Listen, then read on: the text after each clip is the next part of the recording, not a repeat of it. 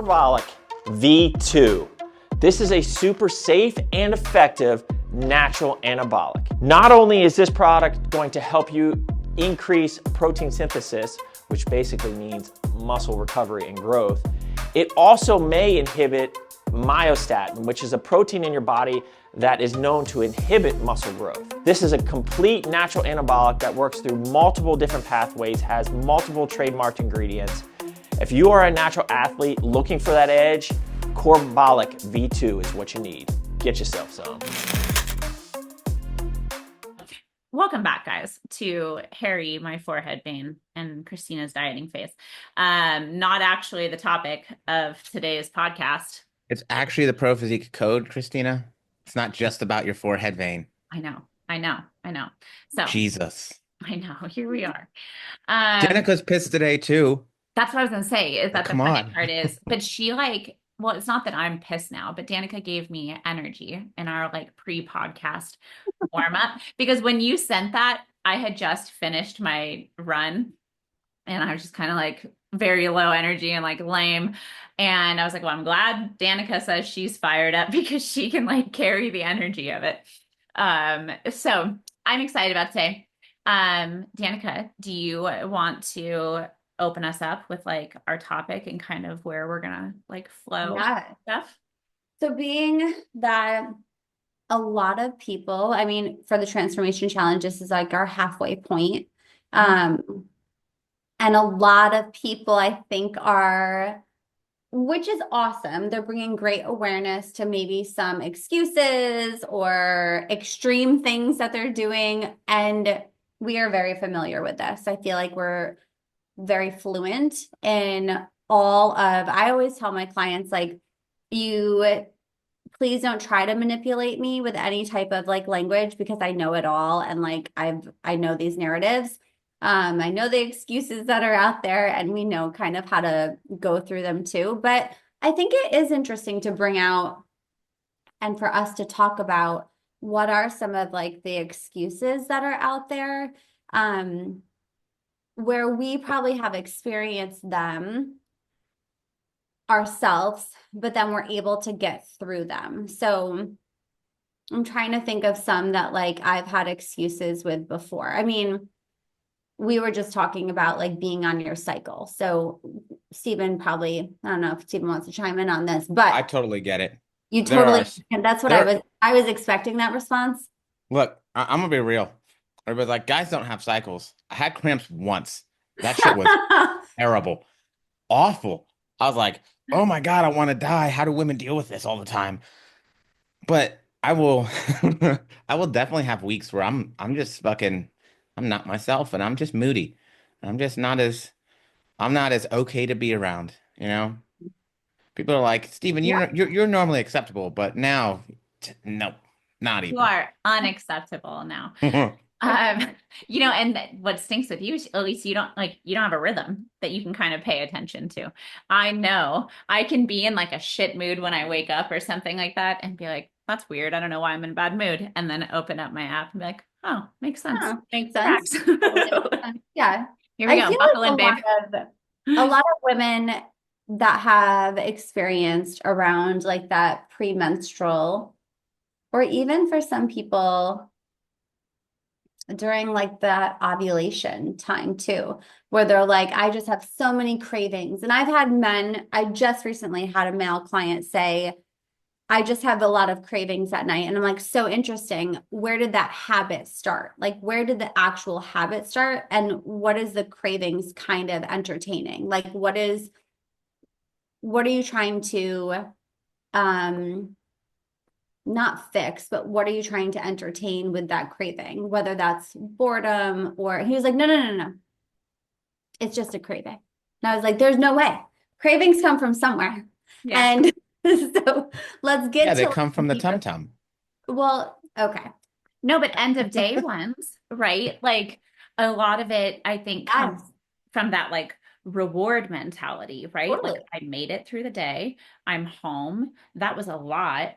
I deserve a little treat. And I mean, shit, we're like billboards and stuff like that, commercials, everything is all like, you've worked for it. You deserve this. Yeah. And they put that out there. And so, I mean, it makes sense because it's a huge piece of American marketing is you deserve this and putting that out there. But I think that that's what trips a lot of people up is the cravings thing, and that they try to, I don't know. They like, it's funny that he was like, no, it's just a craving. Because I feel like a lot of times other people try to justify them a lot and like give them a lot more power. And cravings are just one of those things that, like what we were talking about before we started, I just don't, I'm like, this sounds terrible.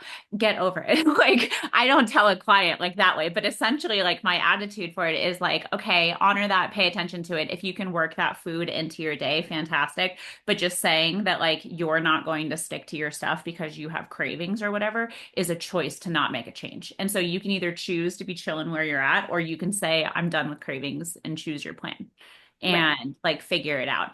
And so periods is one of those things where it comes up so often. And like for me, like I had said before, at least you know the rhythm with it.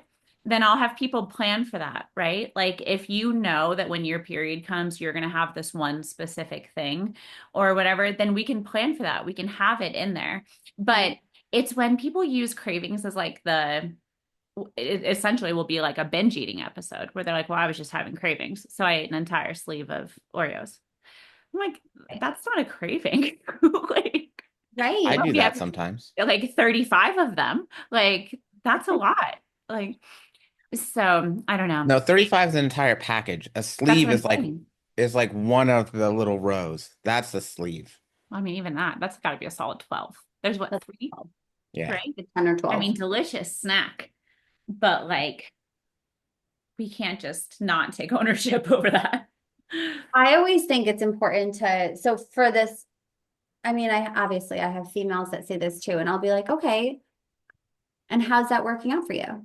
And they know, like, well, the only reason why I brought it up to you is because I feel like it's getting in the way of my progress. And I'm like, okay, so let's work with that. Like, what can we do if we know his was very habitual? Like, it wasn't, I think it started before like the clock even turned like it's quitting time. So like the quote unquote craving, but I would say habit, which initiates that like sensation of, oh, remember, this is what you do. Like we start to salivate and we start to like think about like, what are we going to get? What are we going to get?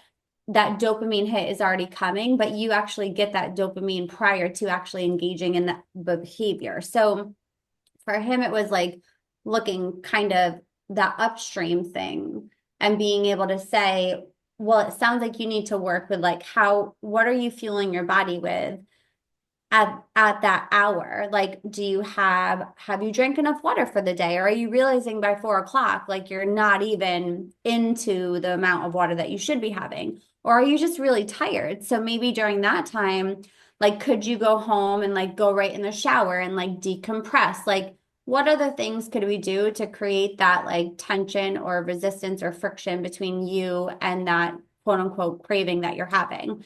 And also, I think it is important if you are having a craving, like one of my clients was like, I really am having an itch for spinach, artichoke, like stuffed chicken. And I said, fantastic. That sounds delicious. Let's go on Pinterest and let's make it work. Like if that's something that your taste buds are like, you know what, I'd really like to make this, then it doesn't mean that you have to like look at the craving, so to say, and shame it all the time. You could also just try to make it work where it doesn't feel so guilty. There doesn't have to be a guilt association or a shame association to it. It could also just be something that your body is looking forward to, maybe. And so you satisfy it and like you make it work within your program. You can still have this harmonious relationship with it. I think it's when it goes to an extreme or it becomes like your cravings become an excuse and then you aren't taking ownership of your actions. So, I mean, I think with anything, it's like the dangers in the dosage, right? Right. Like, there's nothing wrong with vitamin A, but if you have too much vitamin A, you could kill yourself, right? There's nothing wrong with a little bit of caffeine, which, fun fact, can you guys guess how much water I've had to drink today? How much? 8 ounces. The answer is none. I have only had coffee. I like it. Cheers. Mm. I have coffee too. And it's 1:30 in the afternoon. Take that, health and fitness people. Cheers. I do have a But so, collection like, of water bottles.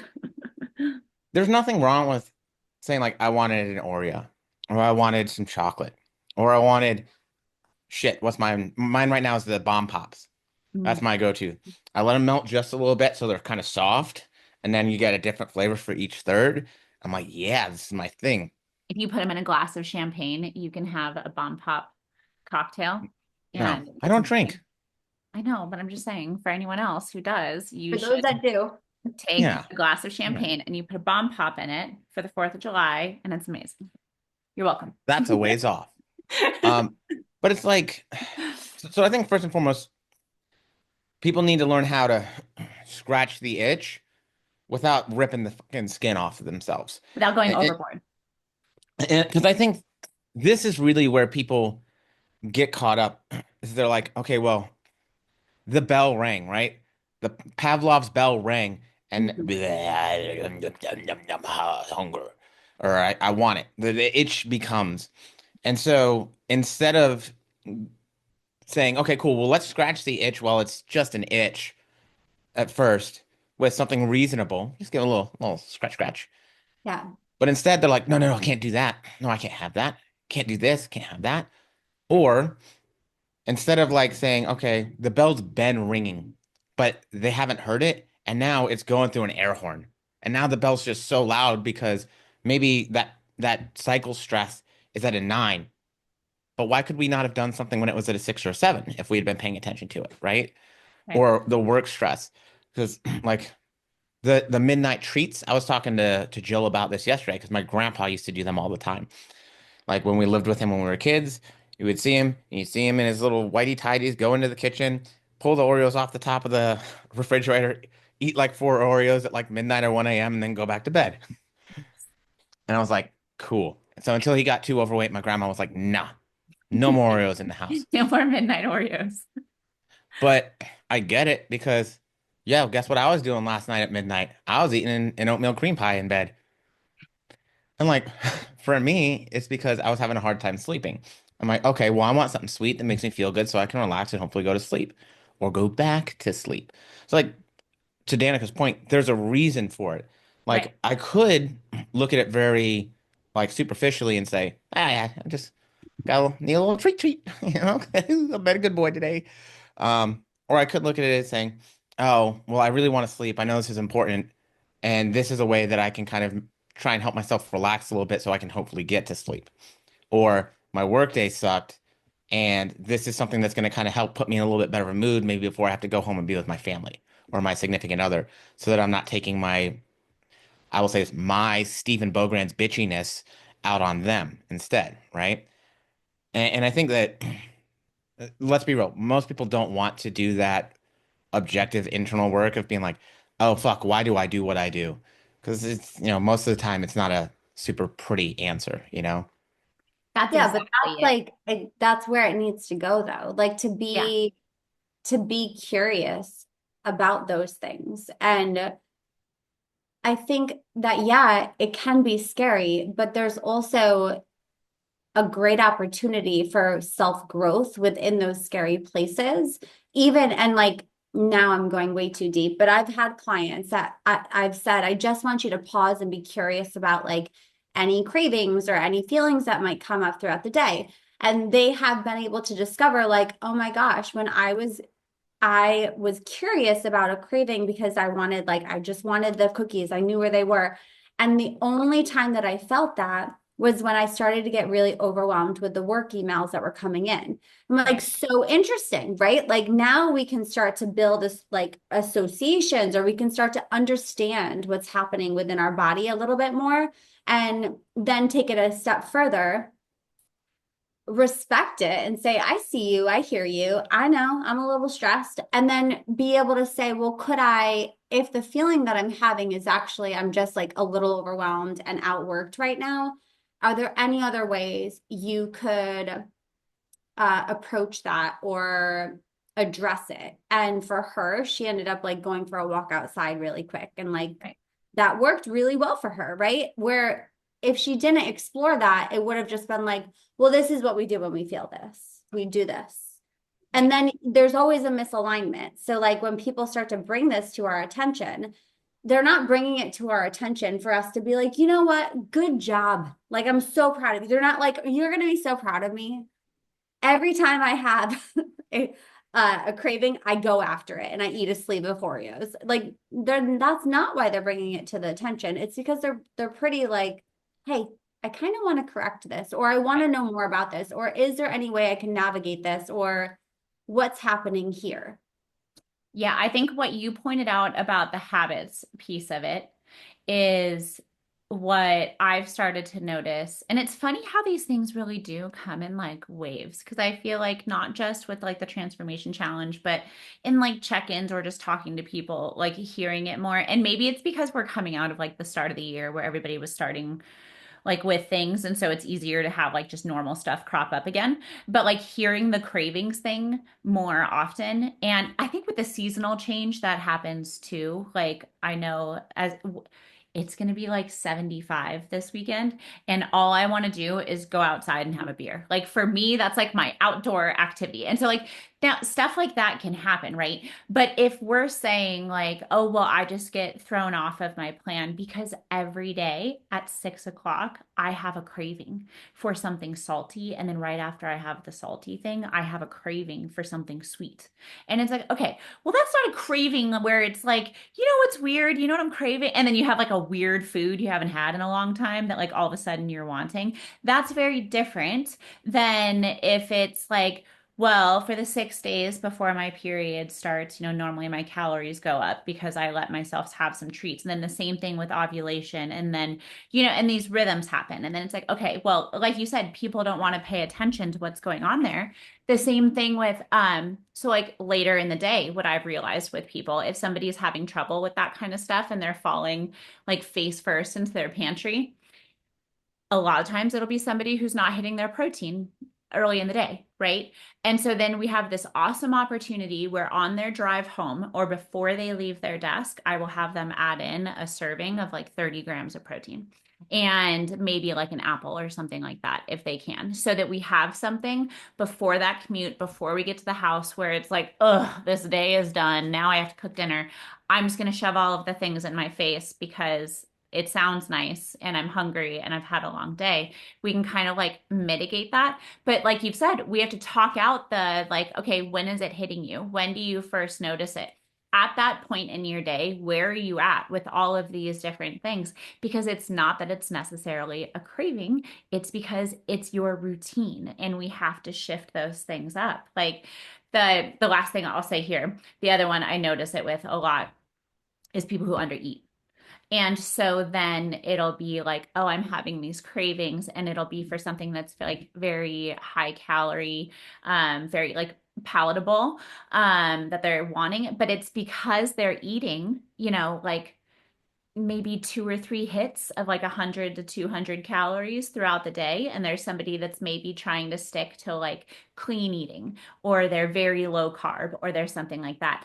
And then they're like, oh, well, I just can't eat carbs because when I have it, I go crazy. And it's like, well, because you're trying to only have, apples are your most carb dense like thing that you ever allow yourself to have. And so then, yeah, you get around a cookie and next thing you know, you've eaten 24, but your tummy ache isn't because of the carbs, it's because of the dosage, like the change of what we've done there. And so again, if we were addressing just more consistency, being more aware of how our day is going, we could mitigate a lot of these things and then take that power back from them. Right. And I don't think that means that like not eating in the morning is bad for everybody. Some Oh people no, some are people, great with that. yeah. But I think, so like you have to recognize that sometimes you need to do something to get you out of your norm, out of your normal routine, where the bell's not ringing so that you're drooling all the time, Yeah. right? Back to the Pavlov's thing. And then secondarily, a lot of people they don't want to like take a step back. Like, dude, I will tell you what, sometimes it's not a fun answer, But a lot of the times, it's a stupid answer that you're just like, well, this is dumb. Yeah, why do I overeat? It's just literally just because I'm bored. Or it's literally because I let the entire day just kind of catch up to me and don't really pay attention. And then when I have time finally, I can pay attention to how my body feels. And then I'm just starving. Yeah. And that's the issue. So like it can be pretty simplistic also. It doesn't always have to be something about like my relationship with my grandpa and seeing him in his underwear at midnight, you know? Take that one out of Yeah. context. I do Yes. think it is generally far more simple though than people want to like think it is with a lot of Oh, these things. yeah. They'll be like, Absolutely. what's the secret? What's your hack? And it's like planning my day so that doesn't happen. Right. It's You know? more self-awareness too. I even Right. I hate the hack thing. Uh, Like I hate how Oh, everything has to be a fucking hack. Like it has to be something. It's not a fucking secret, guys. Like I it's love just it. simplicity. Yeah, it's not a secret. It's not this super special thing that somebody needs to save you with and sell you. Like I wish it was, because shit, I would charge everybody a hell of a lot more money. I'd be rich AF. But right. like the whole hack thing, like this hack is gonna save you, blah blah blah. Like, you mean this normal habit that you just do because it fits the lifestyle you want and No, the but goals that you want? that goes Yeah. back to like the marketing of it though, because people are very drawn in by the idea of the silver bullet or the like, I just need the secret, like the one thing that I could, add to my water or the one thing I can do, whatever it is that's going to make it so that I never crave chocolate again and like stuff like that. And it's like, it's just not out there. If you don't want to have, crazy cravings and you're sleeping 5 hours a night, well, research has shown that like if you're not getting enough sleep, you are going to like your body is going to drive you towards carbohydrates and stuff like that the next day in an effort to try and fix what's going on. We also now, did you see they said like creatine, a dose of creatine, I think it was 10 grams if you do have a bad night of sleep or something like that, where it's like super low, that like a bigger dose of creatine can help mitigate the effects of like sleep deprivation, Oh, and like how your body responds to stuff. And so like it's so crazy because there are these things out there that you can learn about that can help make it so that each day can be easier. But kind of going back to our chat like 2 weeks ago, like it goes back to the fact that you have to want to learn about the basics. You have to want to be an expert of like the more boring topics, right? And so I mean this one's now turned into like cravings and stuff like that has been the big thing we're talking about, but making sure that we're taking care of, we've talked about water, eating enough, sleep, like all sorts of different things that we can kind of pay more attention to. But a lot of times people don't want to be tracking how much water they've been drinking, or they don't want to go to bed earlier, or not have the TV on or wear sleep, like whatever it is. It's like, yeah, but isn't there something else I can do? It's like, no, the fundamental need for enough rest is something that you can't train out of your body. Like it just needs that.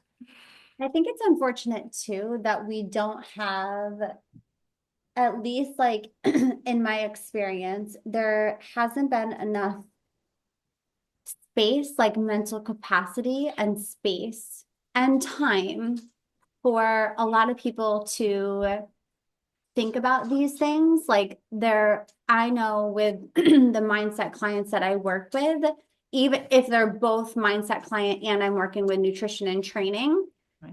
they're so appreciative of just being able to clear out like busyness and actually just sit and like talk about the simple things, because there's not a lot of like time or space given and everything is like go go go. Like I only have a really really small thing, like area right here in my mind, so give me the fastest thing, like the most simple thing, the fastest thing, the quickest thing.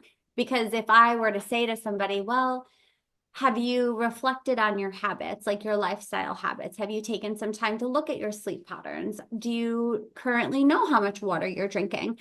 That seems burdensome, which is really sad because that is basic stuff. Like, but I feel like nowadays it seems more like a burden because they know like, that's going to take time but also if they knew that it doesn't take that much time Right. and the time that's invested in that stuff makes everything else so much easier.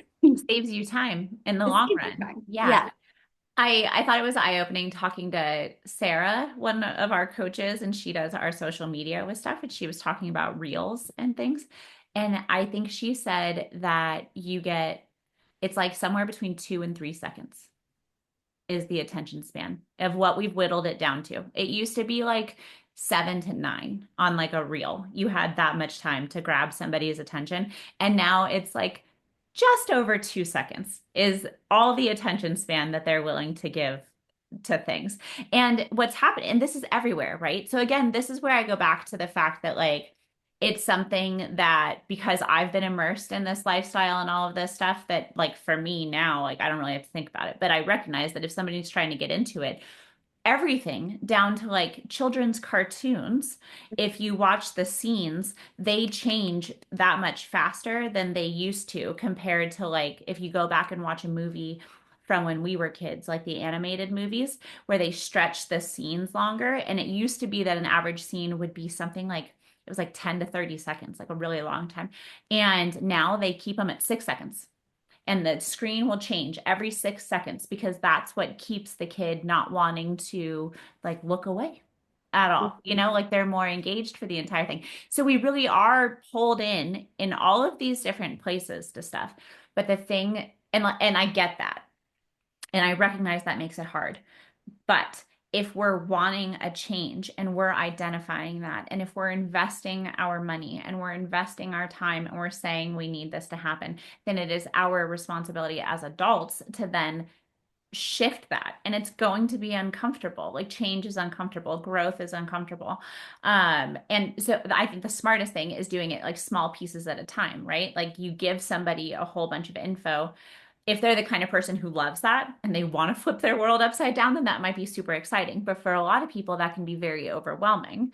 And so that's where like starting with the small bites can be really helpful, but it's still just, it has to be a decision to jump in with both feet. So I think it's actually a misnomer that it's super time consuming. It does take time, but when you look at what you were just saying, we're used to very short attention span things, right? I'm looking at the TV for a minute or two, maybe. Now I'm looking at my phone and now I'm looking at different posts and maybe I have 30 seconds on one and 10 seconds on another. It's constantly going to the next thing, the next thing, the next thing. The reason I think that some of these things feel so much more time consuming, it's the perception of it because so often the things that we do with our free time, the things that we choose to do, have those very, very small bits of time. But it's over and over and over and over throughout the day. Like how many times a day do I check my phone to see who's messaging me? Or do I need to respond to something? Or, X or Y or Z. Yeah, it takes, 15, 30 seconds of time. But if I do that 200 times a day, all right, that's a huge amount of time. It doesn't feel like it because they're all little just micro slices of my day, but it adds up versus like, okay, so 2 minutes is what it would take me maybe to track a meal or to put something in my fitness pal and weigh it out and whatever. Is that really that much time?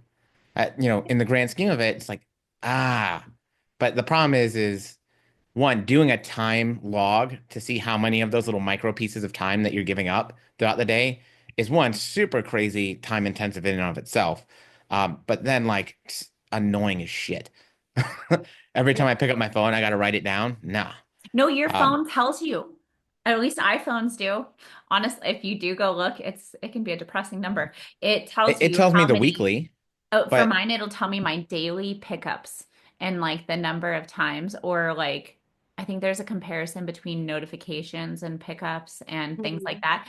I will literally like purposely because ever since I found that, put my phone like in a different room or earlier I was doing something and I saw my phone light up from far away and normally I would walk over to see what that was and I was like one less notification and like walk to the other room. Like, no, I am going to fight it one pickup at a time. And if I am just a little bit lower, because for me, there's always something, right, that you can find. But like, I think that there's just finding the fun in it can be so much more helpful with stuff, and taking the power back in these situations is what's important, instead of giving the excuses or whatever excuse or reason or slip up, whatever it is. I'm gonna Take, fight you back on that wait, what? because what You're what I'm gonna gonna what say, me? like I'm gonna fight you back on that. Oh, I'm gonna fight okay. you back. So I think it's great if you can find the fun and you can find the enjoyment in it. But I think you also still need to be able to do things because they're good for you, Yeah, even if it's not fun and even if you don't enjoy it, you know? You all like taking your kids to the doctors? Hell no, you don't. right. But do you do it anyways? Yeah. Yeah. Do I like working every day? No, not always. Do I do it anyways? Yep.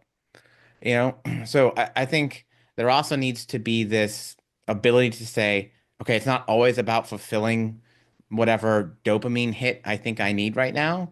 And sometimes it's about doing something because it's the right thing to do, or it's going to benefit me in the long term, even if it's not in the immediate. Yeah, I think people really, really struggle with, like, excuses are easy to dish out. And that's a lot easier than any self-reflection or being able to be like, well, that probably wasn't the best move for me. Sorry about that, Danica. And then like change course. I think that that is where a lot of people get tripped up, because it does take, like, oh, we've talked about this so many times, it does take that ownership, like extreme ownership of things. And that doesn't mean that you have to be militant about anything. Like, it just means that you have to accept the fact that you're a human, and that sometimes you make poor choices, and those poor choices don't align with the goals that you have, and it's okay. Like, that's okay to Right. make those poor choices, and to then reflect on it and be like, I can change this. Like you've been saying, I can take that power back and say, oh, that was interesting that I made that decision. That decision doesn't really fit well with me. I'm not going to just put it in the excuse pile. I'm actually going to like take it, accept it, realize what just happened, and then make some changes that align better with like who I actually want to be. And that sometimes is really hard. Yeah. Yeah, I think so. Like the kind of person I am, and love me or hate me, most people probably hate me. It's fine. Um, like Not I could care less in terms of what you want to do with your life. I just want you to be honest and upfront about it. Like mm, if I don't want to hear about, like, oh yeah, I messed up and I did this and I did that. Be like, you know, I was stressed out and I chose to say fuck it. And this is what I did. And I was like, you know what? Right now in the moment, this doesn't matter as much to me as it does normally. Cool, because that I can work with. That we can have a real, like, beneficial conversation to work through. If it's just, oh, I made an oopsies, like, okay, well, why did we make an oopsies? What happened there? Like, do we not give a shit about this anymore? Should we be focusing on something else? Um, are we not ready for it? Like, but when yeah. we own it, and I'm like, you know what, babe? You know what? I was just really pissed off about a bunch of other things, and I came in the door and I was not in the headspace and ready to be, home and to be dealing with you. And I got loud, and that's on me. Like, okay, so what do I need to do? Do I need to take 5 minutes when I'm down the road before I come in the house? Do I need to reset? Do I need to have a conversation with you? Be like, hey, you know what? If you could, can we just like give me a few minutes of space when I first get home from work? I don't leave the house from work. This obviously isn't me, but y'all know what I mean. Um, because now I'm owning it. And I think this is one of those places where people really shoot themselves in the foot because if you don't own it and take that responsibility for it, then like you have no responsibility to fix it. Right. Yeah. I do think too, what can happen if people don't realize that like mistakes are acceptable, like mistakes are part of life and like it's going to happen, they'll they'll make an excuse, like there will be an excuse and say, and then they're not ready to own it. So then they'll go into like that all or nothing, or they'll go into like, see, I'm just not built for this, or like I'm not good enough for this, or Yeah. I can't be as good as you, or I can't do it as best as possible. Like they'll find another reason, like an excuse for their excuse, instead of just saying, okay, I made a mistake and like, or this excuse doesn't work, or like this habit isn't working for me. It's not being perfect. There's no perfection. There's like continuation of growth in life that should always be occurring. And like we typically learn that through things that like aren't really serving us well, or the mistakes that we make. And like that's a beautiful thing. So like when clients are not perfect, but they're owning up to, I don't want them to be perfect actually. To I want them to have the courage to own up to something and then make a forward motion afterwards. Like, I want them to be able to say, like, this is challenging. I want them to be able to say, like, this isn't as easy as I thought it would be, or this is where my strength is, right? That's just part of being able to expand as you age. And I think sometimes that alone, we don't see that as like or we don't value that maybe as our, like we all have that ability to do it. Maybe it's being able to tap into it a little bit more and see like the value of it, like that you should trip fall, you should. So I think the main difference for me is when I think of a mistake, like, oh, I made a mistake on my math homework. Cool. Teacher's going to come over. We're going to figure out how to fix it and do it right. We're going to work together, whatever. Mhm. Oh, I made a mistake on building this table. Okay, so I'm going to undo it. I'm going to, change my measurements, whatever. I'm going to redo it. I'm going to make it better. If I make a quote unquote mistake and there is no effort whatsoever to amend that into the right decision, the right answer, whatever, then it wasn't a mistake. It was a choice. And you just And don't care. so, Yeah. right. And if I make the choice to do that, then I should just own that. Hey, I made the choice.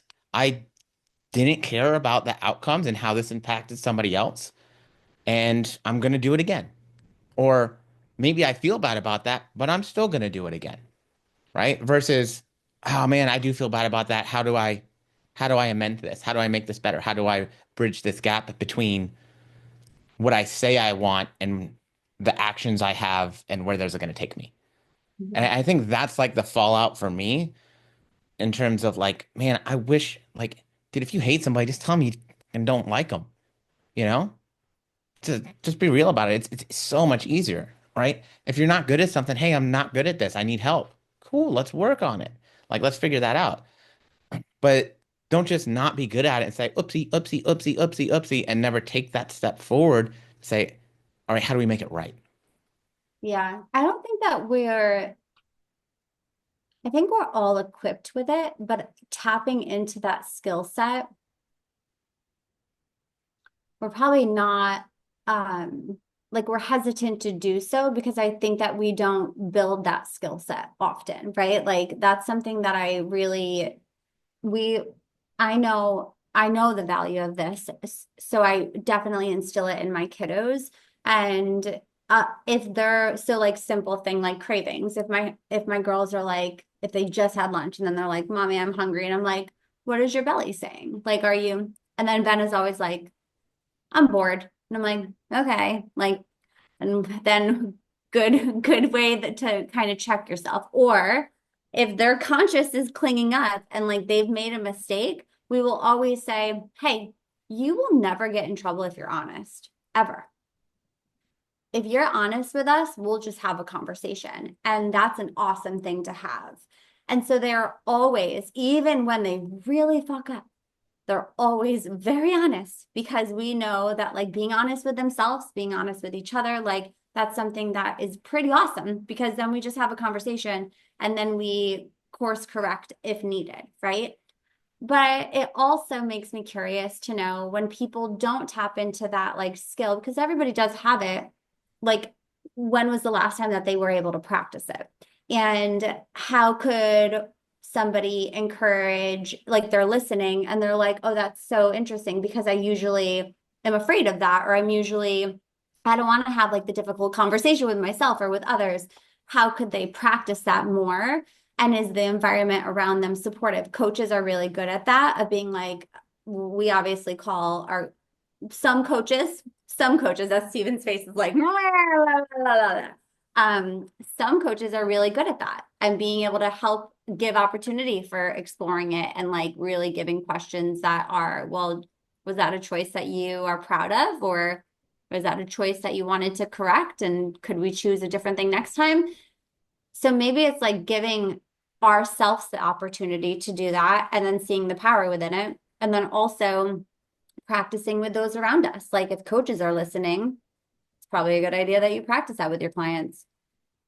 I think I've seen that so much with like, there are some people who find being on the client end of a coaching relationship, like effectively being a client, difficult, where like it's hard for them to, I mean, the hardest thing is what you were talking about is the ownership and saying something, right? And they usually ghost us.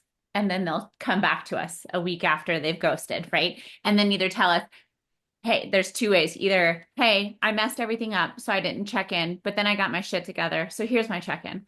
Or I messed everything up, so I didn't check in. Then I fucked it up even more. And so now I'm checking in. And then we have to figure out where to go from there, right? And what I always tell them is like, gosh, my day would be so boring if I just got spreadsheets and check-ins that were exactly what I thought they were going to be. I don't know, maybe it would be fantastic, but like if everything just went as planned and things like that, and then people never had questions and they never had things that were difficult and they never had a new experience or they weren't curious about something, that would be really boring for me. Like I'm here to help coach through learning how to get through those difficulties, to coach how to work around your cravings, and not just with things like I've talked a lot about hormonal cravings because I've been seeing that a lot lately in questions and like things like that, but also going into things like holidays or date nights or travel or like whatever. That's what your coach is there for. So the more questions that you ask and the more that you work to make it, like, I don't want to coach my clients forever, right? Like I've coached some of my clients for like 4.5 years, which has been very fun. But like, that's because things have grown, they have learned, and then we've grown together to go down further paths and things like that. But I want all of my clients to become competent in how to handle the different situations. And so being able to explore those situations more together is just so much more helpful. And so the communication aspect is just so big, and not trying to. I had somebody check in recently where they were like, for 3 days on my tracker, those aren't actually representative of what I ate. That's what I planned for the day, but then I went over it by at least 1,000 calories for each of those. And like part of it, like, okay, so I'm just gonna ignore those, like, because it's like, well, thanks for that information. But and I mean, it's good that he told me, right? But then it's like, okay, well, we just didn't need to put the other information in the spreadsheet then, probably. But because then we can expand on it and we can shift things. If you are always going over, I had a client last year who was consistently going over her protein by like 20 grams, but she didn't want to tell me because she liked higher protein, but I had given her a lower target. So she just didn't say anything and she just did it. And then after like a year, she told me, and I was like, but I would have just raised your protein target. Like, and it's like just chatting those things out. Like your coach should be flexible with you. Like Steven said, I tell people all the time, like whatever your goal is, that's my goal now. Like whatever you said was the thing that you are here for, that is what I am here for. And I am going to hold you to what you said you wanted. And the way you said you wanted to do it, that's going to be the most important thing to me. And that's what I'm here for. But like outside of that, I'm not going to change your goal and say you should do something different. But if things do change along the way, then it's your responsibility to have those uncomfortable conversations and say, I fucked up. And especially if it's happening routinely, you have to say something, because then your coach thinks that one thing is happening while another thing is happening. And now their hands are completely tied. And like, what are they going to do? Because then, and like, we're smart enough though, right? Where we can tell too, if somebody's numbers are like at a certain point and things aren't moving at all, and you've made like steady changes and things like that, and nothing budges, then it's like, we should talk about eating things off our kids' plate, and then like stuff like that. And you start to figure out like, okay, there's probably things that aren't being logged. There's probably stuff we're not paying attention to and things like that. And then coming up with ways to work around it because we can't help fix things if we don't know what's going on. Yeah, like we're not HR. You know what I mean? Like you don't have to be that careful about what you tell us. Right. Right. And that, I think sometimes though, that's like the scary places. Like people are like, but I don't want to go to that scary place. I just had a client completely, she said, hey, it's okay if you want to drop me after telling you this. I've been lying about my weight, and she's actually 10 pounds heavier than what she's been inserting. And she was like, I've been struggling a little bit with binge eating. And I'm like, girlfriend, I'm so proud of you for like telling me all of this. If anything, this brings us closer. I Right. am so happy that you trusted me with this. You felt comfortable telling me this. Like now let's just move in a forward direction. Yeah. Like this is acceptable. Like this is not something to make the mistakes in secrecy, because if you've been stuck in that trap of like making the mistakes or always repeating the same behavior that doesn't serve you well, then you're always going to be there. Like Yeah. if you can't expose it and shed a little bit of light on it, whether it's to yourself, to a coach, to a family member, whatever that may be, if you're always just being like, well, that's it, that's my excuse, or like, that's my craving again, there it is. Well, then it's just you and your craving having a party all the time. And that doesn't sound like a pretty fun place unless like that's where you want to hang out all the time. Yeah. Which that one's wild to me because it's like I'll have clients that I know are lying about their weight. And it's like, dude, you're saying you're the same weight and your pictures look significantly different. Hmm. I don't Like think I I've ever had know, someone lie about that before. I mean, I've definitely had a few. And it's this odd thing, maybe later on they'll be like, oh yeah, I got a new scale and now it says I'm 25 pounds heavier. I was like, yeah, Well, I think yeah, it there's does. probably shame. Like there was definitely For shame on it. sure. Yeah, Yeah. Yeah. like You and know what? she had noted that. Like I told myself that I would never be above this weight, and then once it became like it was her own narrative, and she was like, Yeah. I can't put that on there. Like I can't write that. I Yeah. promised myself I would never be above that. So maybe if I don't tell it, it doesn't exist. That Yeah. makes And I don't want them You to be realize, ashamed of the situation. Like, okay, yeah, cool. Your weight is up. yeah, It that's is what what it it is. is. That's reality. Yeah. What I don't love is like, why are you just not just being honest with me about it?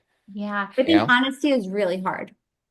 I And think because, and here's the thing, because I'm not going to necessarily give them the answer that's going to make them feel really good. I'm going to be like, hey, this behavior is obviously not benefiting us. It's obviously detrimental to us, to what we want, to the goals, to our health. We do need to be serious about addressing this and getting you out of this, behavior pattern that you're in.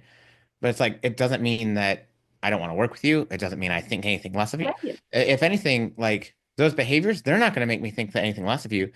You not being honest with me, that's where like that relationship gets impacted negatively because now I'm like, okay, cool. Can I trust what this person is telling me when they check in with me? Or do I have to try and over infer? Or do I have to just take them at face value and know it's like not the case? Those are the things that like I think make the coaching relationship less beneficial. It's that like not you just being honest with us and saying, hey, like this happened or this has been happening or this is where I'm at. Like of course, we're not going to love hearing all of it, but that doesn't mean that we're going to not want to help you get through it in whatever ways we can. the really sad part is that I've heard from clients that they've had coaches who would like get on the phone and yell at them, or who would send back emails in all caps, Fired. who would like tear them down. And Yeah. that is crazy to me. I had a client recently say in their check-in, like that their partner is just they have said, what you're doing is too much for me to be a part of, and so don't ask for my help. And I was like, fuck that. Like, I was like, that's Yeah. fucked. Like, we're not doing anything crazy, and that's unfair for you. And I don't like that. Like, and it's just, it makes me sad when people are put in those situations because I think those behaviors come from like it's a learned behavior, you know, Yeah. something else is going on in life, or like some other experience where it's like, oh, well, I can't share this truth because something's like the shame or I'll whatever. be judged or Yeah. like I think it's normal human behavior at this point, though.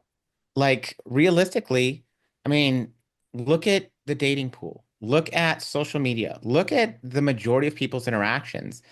How much of that is truly honest and upfront, and how much of that is people trying to put on a front to tell people what they think people want to hear or see, to be impressed or whatever it might be.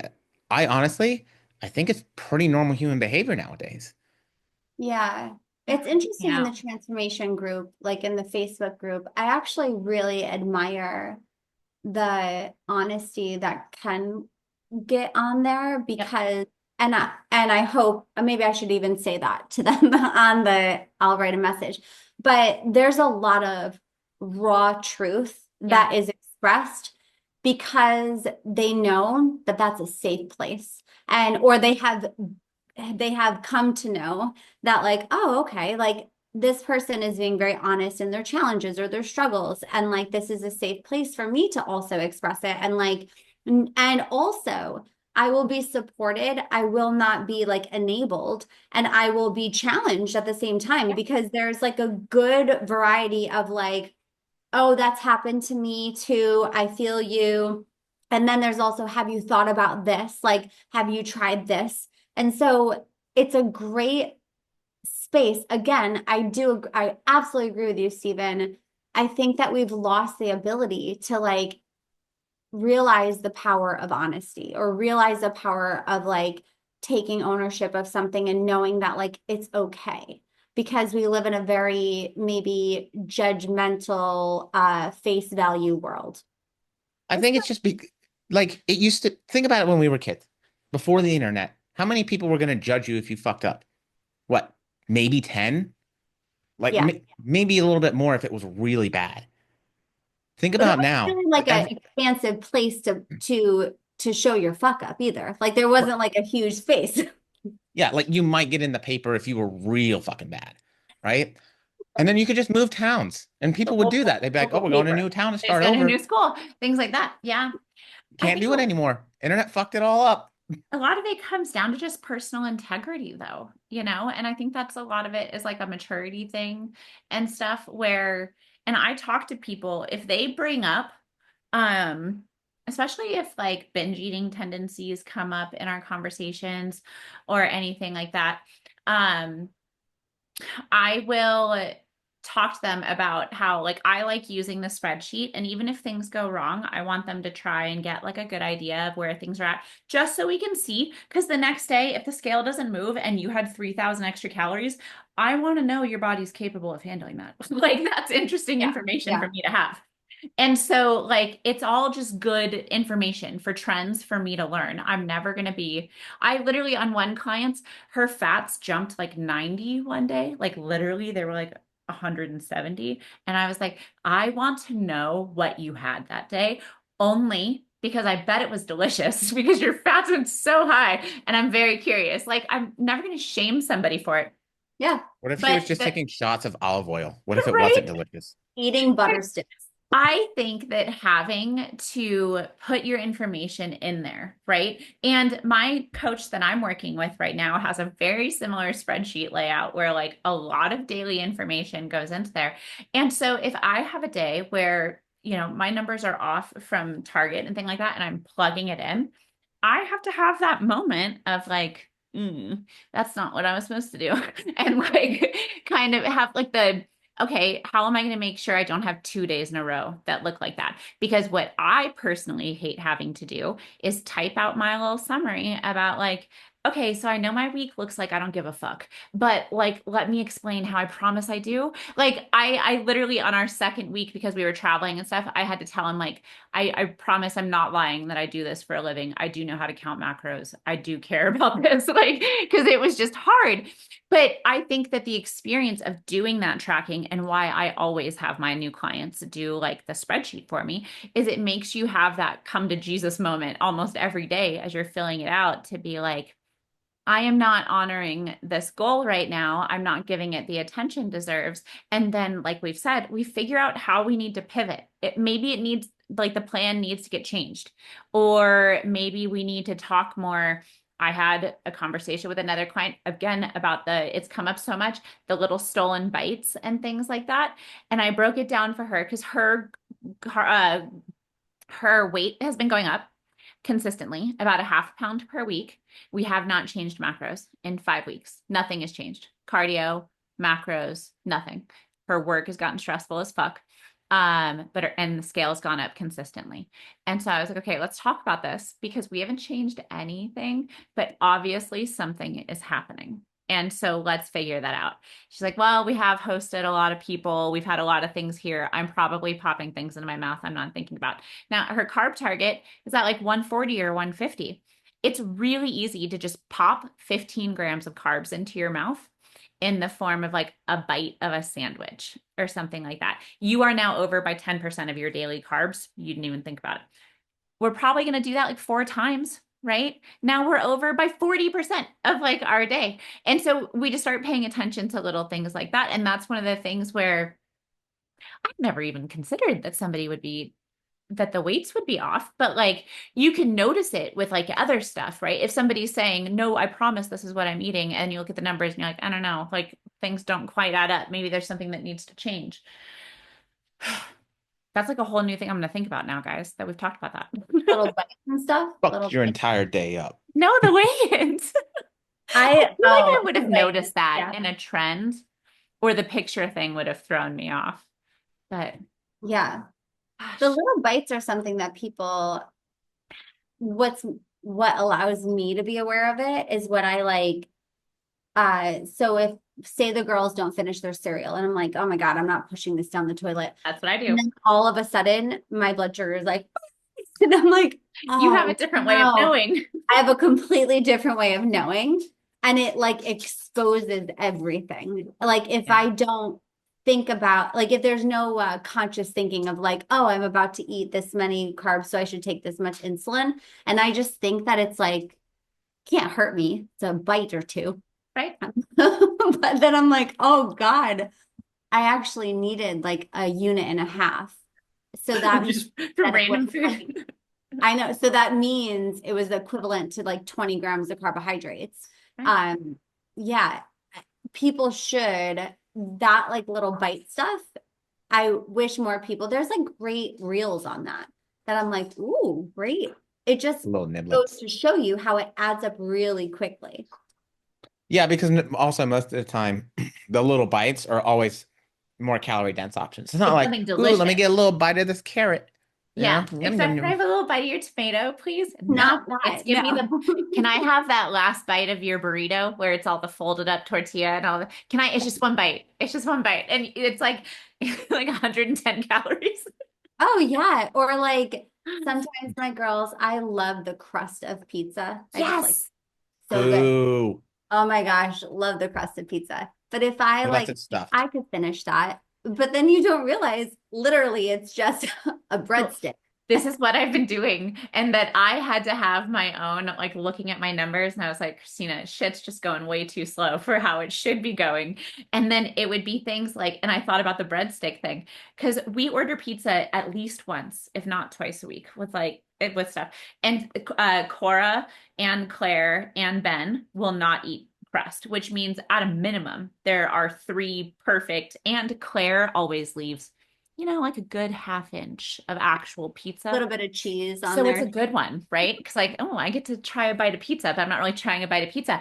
And then so my birthday is coming and I had a goal for my birthday, and then Claire's is 2 weeks later. So I was down to the wire, and literally just the last 2 weeks of being like, no double crust.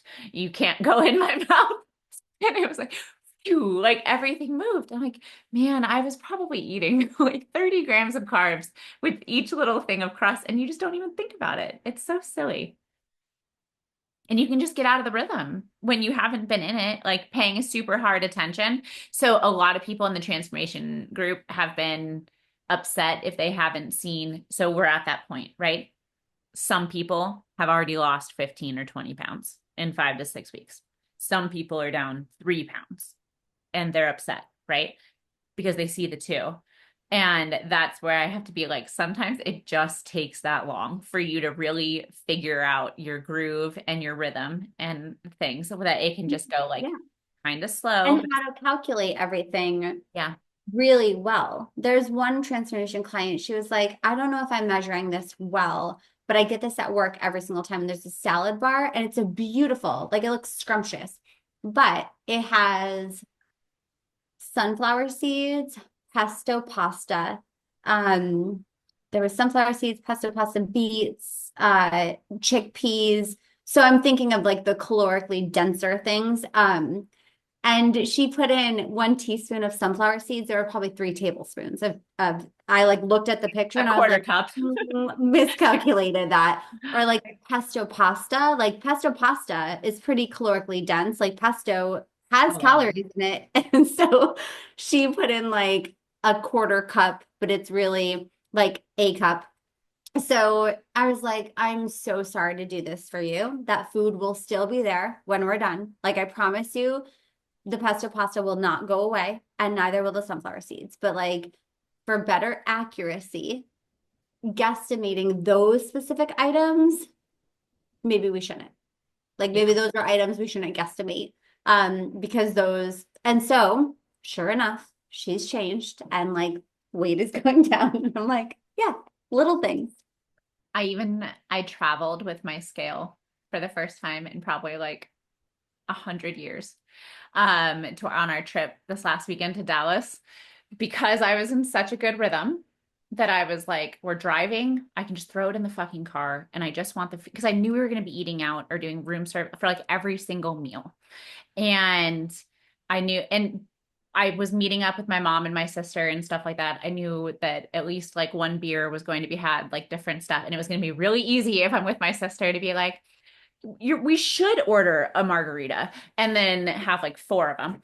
And so I was like, no, I'm going to keep everything as normal as I can with this travel and I'm going to take it with me. So I have that like daily feedback with myself of like, are you, because now I know if I'm sticking to my numbers, this is how my body responds. If I'm not paying attention to the things I'm just randomly popping into my mouth, this is how my body responds. Yeah. And man, yeah, it's funny going back to I feel so like out of rhythm with it, but then it's like fun, like all the weird little, I'm not going to go as far as like a prep. I have no desire to do that, but I'm in the fun little rhythm part. I'm sure at some point I'm going to get over it and then I'll be like, never mind, give me more food. That's normally how it goes. just kidding. I'm in the range where I want to kind of build a buffer, before reverse dieting, not like a big one. Yeah. Right, like a little bit leaner than you actually want to be long term, so that like if you put on a few pounds throughout the reverse, you're still where you want to be. I usually anticipate for like even a perfectly executed reverse, which like that's still perfect, still means there's like flexibility there. We're probably going to see 2 to 3 pounds from the bottom of where we got, just as we put glycogen back and like all of that. Yeah. So that's kind of nice, just being in that range where it's like, let's just see. I took out my food scale the other day and it said low battery. And then I was like, I guess the universe is talking to me. All right. Yeah, it's telling you to replace the batteries. I didn't go there. It is. Like, and actually the message was really clear. Yeah, you just chose not to listen. She's like, I feel like the universe is trying to tell me something, but I'm not sure what. Well, I took it as, why am I doing this? Like, and there we go, right back to where we started. And then Danica typed out, I didn't weigh anything because the scale said didn't weigh anything because the scale said low battery. So if one of my clients uses that, or if anybody who's listening uses that as an excuse, no. Your fault. It's I'll your give you fault 1 now. week and then I will expect batteries. No, it's one of those like weird batteries, like the circle batteries. Yeah, you Devil just take batteries. it out and take it to the store to go find the replacement, silly. I know. You're right. I will. That's my fault. Those are the batteries I'll take babies ownership for that. swallow. But your kids are old enough where you don't have to worry about that. Claire is very firmly in the put all the things. They look in like my little mouth. pebbles. I'm very, she's gonna, my Cora, our oldest daughter, put a Lego in her nose when she, Oh, I did that when I was a kid. I got it stuck way up in there. do you We had to go to the know? doctor to get it I out. love my daughter so much. She did it twice in one fucking week. So the first time, and it was like a cupcake topper, but you know the miniature, the really tiny that only fit on one Lego, one little circle. Yep. It Yep. was that size, and it was a cupcake topper. So the top was rounded and the bottom was flat. Well, she shoved it like right in there. And then when she came and told us, this might have been the most mad and scared I've ever been. She shoved it in there. We tried to get it out. I had to take her. I wound up having to take her to Children's Hospital. They charged me for a surgery, which it was not. So I found it on Amazon. There's this nifty little contraption that's like a stick. And then at the end, it has like a plunger. You can go like back or forth. And if you push it, it inflates a balloon. Oh. And then you pull down and it pulls whatever is stuck. So it goes like around whatever's there. And then, so that's what they did to her. I found it on Amazon for like $40. They charged me like 1,600 at the hospital. So now I have one if this ever happens to me again. But I'd ordered it. It hadn't come yet on a Tuesday. She did it the first time.